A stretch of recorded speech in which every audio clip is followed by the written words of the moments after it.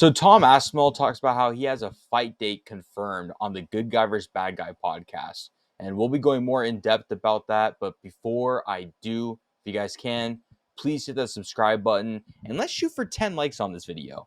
Anyways, let's get into it. So there's a couple of clips I kind of want to show you guys here, especially with Tom Aspinall being on the Good Guy / Bad Guy podcast. And with, what Tom Aspinall is saying with these two clips I'll be showing you, we could kind of hint potentially who Tom Aspinall might be fighting next. So yeah, I'll play it right here. All right, so Tom, I'm just trying to get this fact pattern down. Dana White wanted to build you and Jon Jones. They couldn't get Jon to the table. The UFC decided to move on and get you versus somebody else. But now we're finding out that somebody else isn't willing to step forward against you. Do I have this fact pattern, my timeline right? So, especially with Chael Sonnen's question here, he's saying that, the Jon Jones, Dana White couldn't get him to the table. And with the next opponent that they offered, he even declined. I think that's hinting at Cyril Gane because he's essentially the next person up for the heavyweight division. This is Tom Aspinall's response to Chael Sonnen in this clip. You guys are going to see. You guys are going to see really soon, but oh man, with you. This is exciting times for the heavyweight division, man. We get some movement. People are literally forgetting that heavyweights exist. Yeah. Nobody's fought for so long. Like, this is crazy. Like, they've got a guy holding it up. That's old news. That's old news. Yeah. The active heavyweight champion is here to fight them all.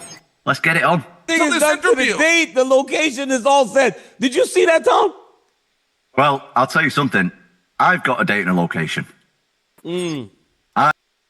That's important right here. He's got a date and a location. Now, maybe the UFC has a scheduled fight for him to, having him plan on fighting. They might not have the specific opponent yet. I'm not sure. But then, let's go to the next clip. You and Jon are aligned, and you guys have decided together to allow for the UFC to tell you what you're doing. Is that true? Nah, man, Jon's retired. What are we talking about, guys? What do you mean? Jon, you guys don't follow Jon on social media?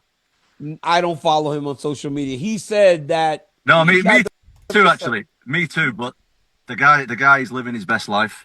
He's had a fantastic career, we all know. We know Jon's a religious man, so I want to say God bless him moving forward in what he does with his life and his career. And we move on. We move on.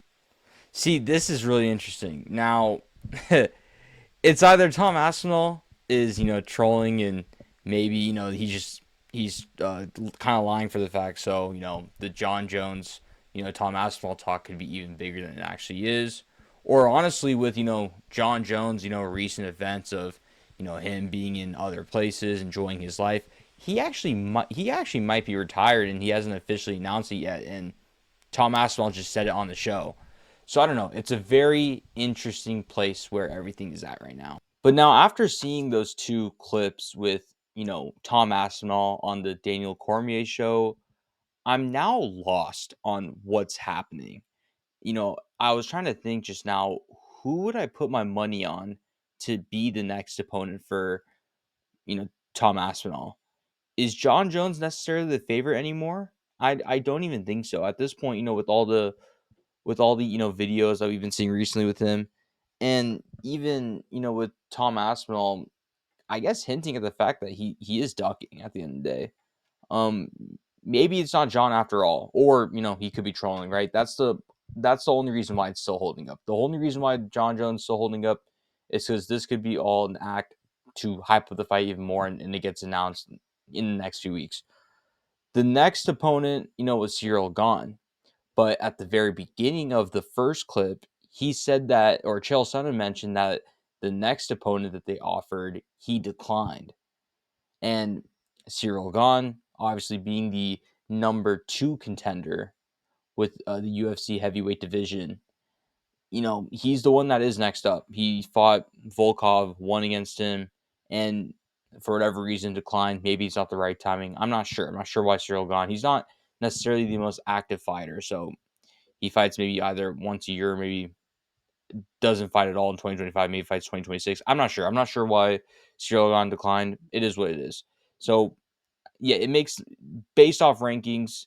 Uh, I think that's who Chael Sonnen was mentioning there, or was trying to mention there. Now, the next party within Tom Aspinall's next fight, I think, is Volkov, because out of all the rankings, we have Pavlovich lost against Volkov, and Curtis Blades, who's 5. He also lost against Aspinall on Tom Aspinall's last fight. It can't be him. That's going to be fighting for the belt. That's just not right.